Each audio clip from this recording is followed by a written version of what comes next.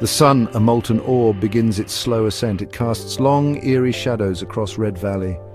This ancient place awakens. The air is still, utterly silent, a silence that speaks of ages past, of struggles forgotten by time.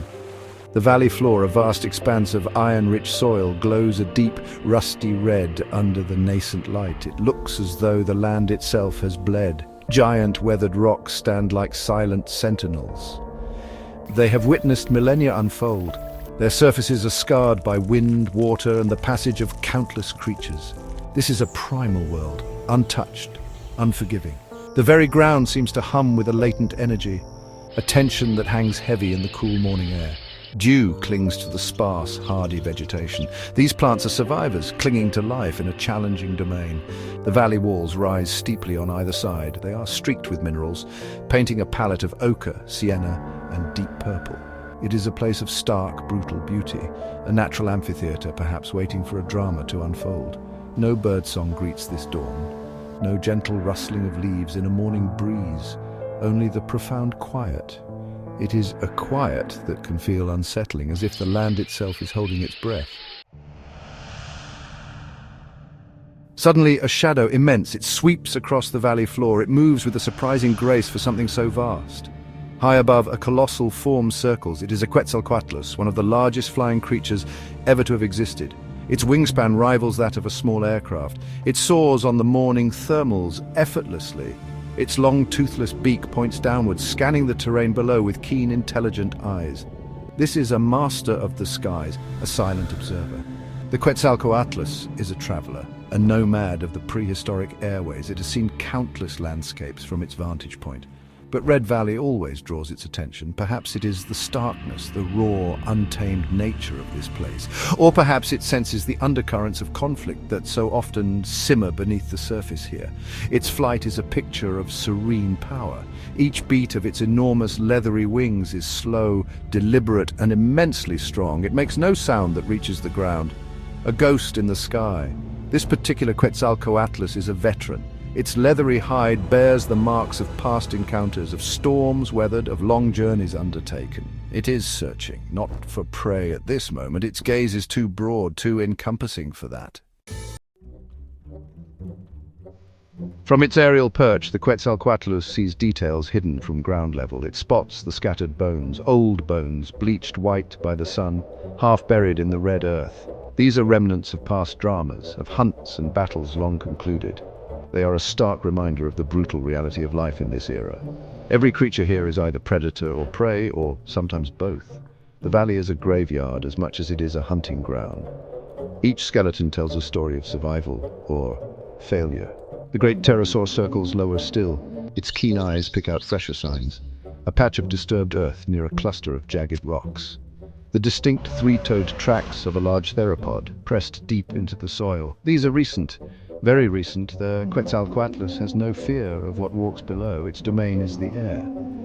But it is an astute observer of the balance of power. It knows the key players in this valley's ongoing saga of dominance. It notes the absence of smaller creatures. Usually at this hour there would be some movement. Small, scurrying dinosaurs or early mammals foraging for their morning meal. Today they are conspicuously absent. Down on the valley floor, hidden amongst a thicket of ferns, something stirs. A pair of sharp, intelligent eyes peer out.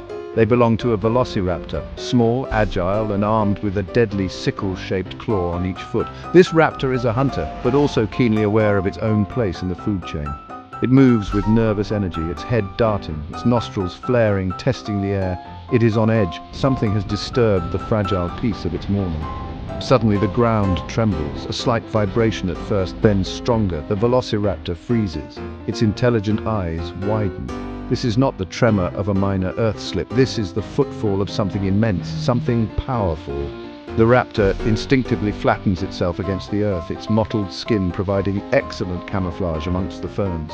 It knows what these tremors mean. It has felt them before. They herald the arrival of a true titan. A sound rips through the morning silence, a deafening roar. It echoes off the valley walls, a sound of pure, unadulterated power and dominance. This is no mere animal call, it is a declaration, a statement of ownership. The velociraptor remains motionless, every nerve ending screaming. The Tyrannosaurus Rex stands magnificent, a mountain of muscle and predatory instinct. Its presence alone changes the atmosphere of Red Valley. The silence that preceded its arrival was one of eerie stillness. Now it is a silence of fear.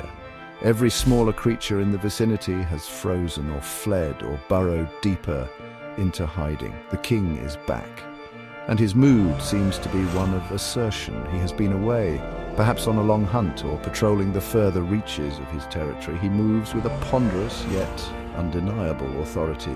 Each step is a statement. His massive tail, held stiffly off the ground for balance, sways with his movement. He stops by a large boulder, one of the ancient sentinels of the valley. He lowers his huge head and rubs it against the coarse stone, leaving his scent. A clear message to any would-be challengers. This is his land, his hunting ground, his throne. The scent is pungent, a musky aroma of power. The T-Rex then lifts one enormous three-toed foot. He scrapes it against the iron-rich soil, gouging deep furrows, another territorial display. He's not just passing through, he is re-establishing his boundaries, reinforcing his sovereignty. But the T-Rex is not the only colossal predator with an interest in Red Valley. As the king makes his presence known, another giant is approaching. This one moves with a different kind of menace, less thunderous, more insidious. This shadow belongs to Ravos, a Giganotosaurus. Ravos is a challenger, larger in some respects than the Tyrannosaurus. His teeth are designed for slicing flesh rather than crushing bone. He has been drawn to Red Valley by the scent of prey, and perhaps by the scent of opportunity. He moves with a surprising stealth for a creature of his immense size. Ravos is a patient hunter, a calculating force. Ravos takes his first steps into the open valley. His head, long and low-slung, sways rhythmically. He tests the air with flicks of his tongue, gathering information, sense of potential prey, sense of the resident Tyrannosaurus. The latter is strong, fresh, a clear sign of dominance. But Ravos is not easily intimidated. He's traveled far, driven by hunger and the instinct to claim prime territory. Red Valley, with its promise of resources, is too tempting to ignore. His skin is a mottled pattern of dark greys and earthy browns, perfect for ambushing prey in the dappled light of forests or during twilight hours. Unlike the T-Rex's robust build, Ravos appears almost lean yet immensely powerful. His long, muscular legs carry his bulk with an efficient, predatory grace. Each step he takes into the valley is deliberate, measured. He is assessing the terrain, noting escape routes and potential ambush points. This is not a reckless charge. It is a calculated intrusion. The Giganotosaurus pauses near a stream that meanders through the valley. He lowers his massive head to drink, but his eyes remain alert, scanning his surroundings. He is aware that he is an intruder here. The tension in Red Valley is palpable. It is a living thing, coiling and tightening with each passing moment. And it is not just the primary contenders who feel it. Hidden in the dense undergrowth, more pairs of velociraptor eyes watch. They are small, but their collective intelligence is significant. They observe the T-Rex's displays of dominance. They note the silent, ominous arrival of Ravos, the Giganotosaurus. These smaller predators are opportunists. A battle between giants could mean a feast for the survivors. They communicate in soft chirps and clicks, signals too subtle for the larger dinosaurs to notice.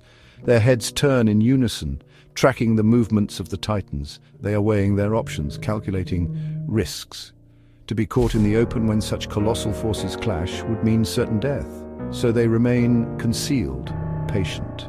The raptors are masters of waiting, of exploiting any weakness, any opening. The unfolding drama is, for them, a high-stakes spectacle with potential rewards. Further away, by the slow-moving river that cuts through one side of the valley, another giant remains largely indifferent. A Spinosaurus, its huge, sail-like fin prominent against the water, lies half-submerged. It is an aquatic specialist. The sun climbs higher, shortening the shadows. Red Valley is now fully awake, bathed in the stark light of late morning. The T-Rex, secure in his reign, continues his patrol, his roars becoming more frequent. Meanwhile, Ravos, the Giganotosaurus, has moved further into the valley. This is a direct challenge, a gauntlet thrown down. The valley is becoming too small for two such colossal egos.